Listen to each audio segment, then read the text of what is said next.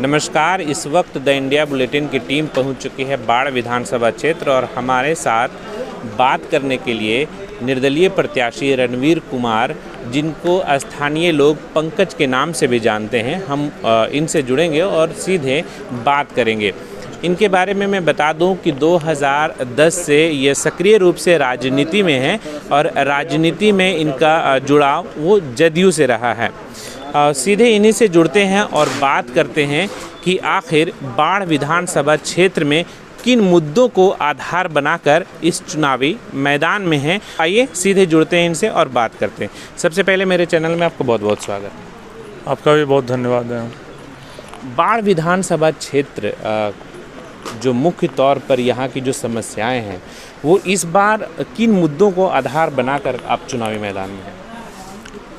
देखिए, सबसे पहले तो विकास का मुद्दा बाढ़ में हमेशा रहा है, लेकिन अब इस बार लोकल का मुद्दा है। और हम लोग पार्टी एनडीए के कार्यकर्ता हैं, जेडीयू के हम लोग सिपाही हैं और हम लोग ये अपने पार्टी के आला कमान जो भी हमारे गार्जियन थे उन सब लोग पहले भी बता चुके थे कि इस बार बदलाव का ज़रूरत है। और जो आप अगर किसी तरह से वो 15 साल से जो एक व्यक्ति सत्ता में यहाँ पे कायम है, वो पूरा तरह से निष्क्रिय है। उनको ये लग चुका है कि हम मेरे चलते वोट नहीं देता है, पार्टी के चलते लोग को वोट मिलता है। और वो 4 साल 11 महीने क्षेत्र से बाहर रहने का काम करते हैं।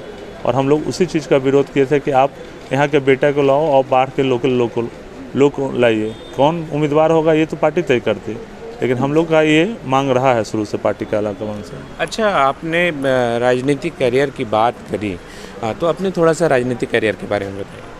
देखिए, हम लोग राजनीतिक कैरियर पहले तो हम लोग अपने बाढ़ के मिट्टी में पले बढ़े हैं और हमारे यहाँ पे हम लोग का राजनीतिक कैरियर लगभग बहुत पुराना है। यहाँ से मेरे दादाजी हैं, अधिवक्ता हुआ करते थे, अभी तो वो दिवंगत हो चुके हैं, अभी हैं नहीं, लेकिन वो भी अपना वकालत करते हुए वो समाज सेवा में अपना सारा दिन समाज सेवा में लगाते थे। न जाने कितना शिक्षा, चाहे वो बाढ़ का एनएस कॉलेज हो, हम लोग का विष्णु राजा जी महाविद्यालय हो, बिहारी बिघा में हाई स्कूल हो, मध्य विद्यालय हो, और न जाने कितने संध्या दास हो, ये सैयद, जो भी यहाँ पे शिक्षा संस्थान हैं उनमें सब में मेरे दादाजी का योगदान रहा है। और उसको यहाँ तक ज़मीन पर उतरवाने में उनका बहुत योगदान रहा है। उसके बाद मेरे दूसरी पीढ़ी में मेरे पापा भी 32 साल यहाँ से, हम लोग जहाँ से मुखिया ग्राम पंचायत बिहारी बिघा अपने पैतृक निवास स्थान से, वो भी 32 साल मुखिया रहे और उनको भी राष्ट्रपति के द्वारा पुरस्कृत किया गया, जो 25 साल कार्यकाल वो पूरा किए थे। और वो तो लंबे कार्यकाल 32 साल मुखिया रहे। उन्हीं का हम लोग तो पढ़ाई लिखाई छोड़ के हम लोग को तो जनता का इतना हम लोग में जुड़ाव था कि लोग इतना प्रेशर दिए कि नहीं, आपको मतलब मुखिया बनना है। और हम अपना पढ़ाई करते करते हम 2010 में अपने जब छुट्टी में हम आए थे, तो इसी टाइम ये पंचायत चुनाव का कुछ सरगर्मी बढ़ा हुआ था, तेज़ हो रहा था कि 6 महीना पंचायत चुनाव होना था।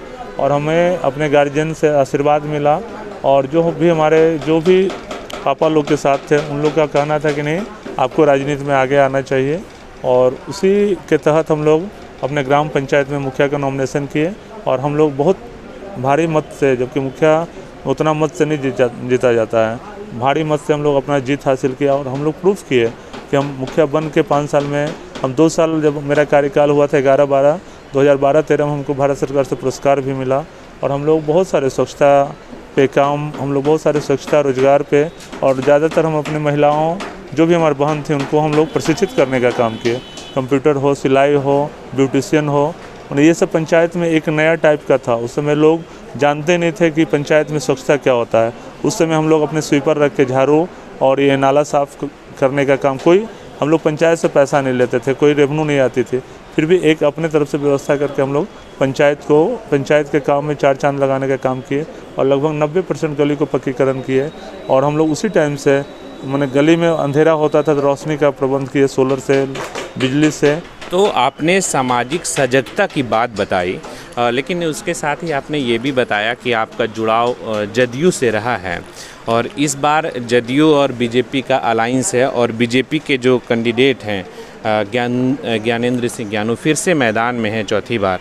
तो ऐसे में आपका रुख जो है इस बार चुनाव में क्या है, क्योंकि आप निर्दलीय तौर पर खड़े हैं? देखिए, वो तो सिंबल तो देना कोई पार्टी का आला कमान का काम होता है। वो यहाँ से सिटिंग विधायक थे, लेकिन वो आला कमान जो भी थे पार्टी के निर्णय जो लिए हैं वो नहीं समझ पाए कि उनका कितना यहाँ पे विरोध है।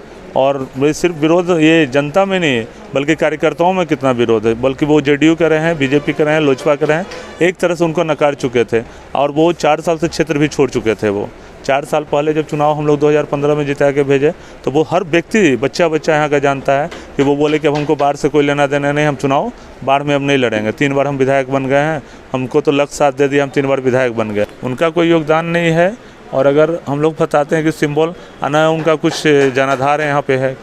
मेरा सीधा सवाल आपसे ये है कि आप बतौर निर्दलीय जब चुनाव आप लड़ रहे हैं तो ऐसे में आपको क्या लगता है कि जनता का जो विश्वास है आप पर किस आधार पर जो है वो बन पाएगा? आपको वो आधार क्या है आपका?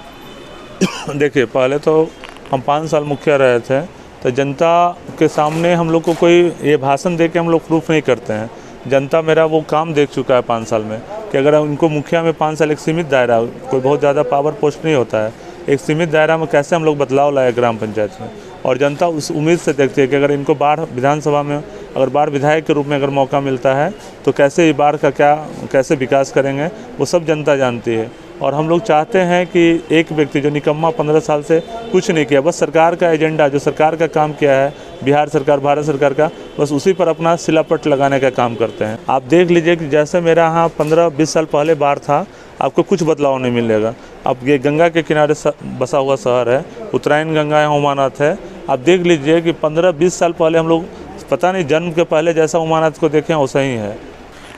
तो ये थे हमारे साथ बाढ़ विधानसभा क्षेत्र के निर्दलीय प्रत्याशी रणवीर कुमार, जिन्होंने साफ तौर पर कहा कि हमें जब छोटा पद दिया गया, जनता ने जब मुझे उन पद से नवाजा, यानी मुखिया जब ये रहे, तो ऐसे काम किए कि इन्हें सरकार ने पुरस्कार से भी नवाजा। तो ऐसे में इन्हें उम्मीद है कि जो काम का जो झलक ये लोगों ने देखा है, अब उन्हीं लोगों के बदौलत ये चुनाव में आए हैं और इन्हें पूरा विश्वास है कि बाढ़ विधानसभा क्षेत्र के लोग अपने वोटों से इन्हें नवाजेंगे। लेकिन यह देखना अहम होगा कि जब पहले चरण का चुनाव 28 अक्टूबर को होगा, उस समय इनकी जो काम रहा है और ये जो लोगों तक अपने काम की बात पहुंचा पाए हैं, उन कामों पर मुहर कितना लगा पाते हैं या नहीं। अपने सहयोगी राजेश राज के साथ शमीम अहमद, बाढ़, पटना।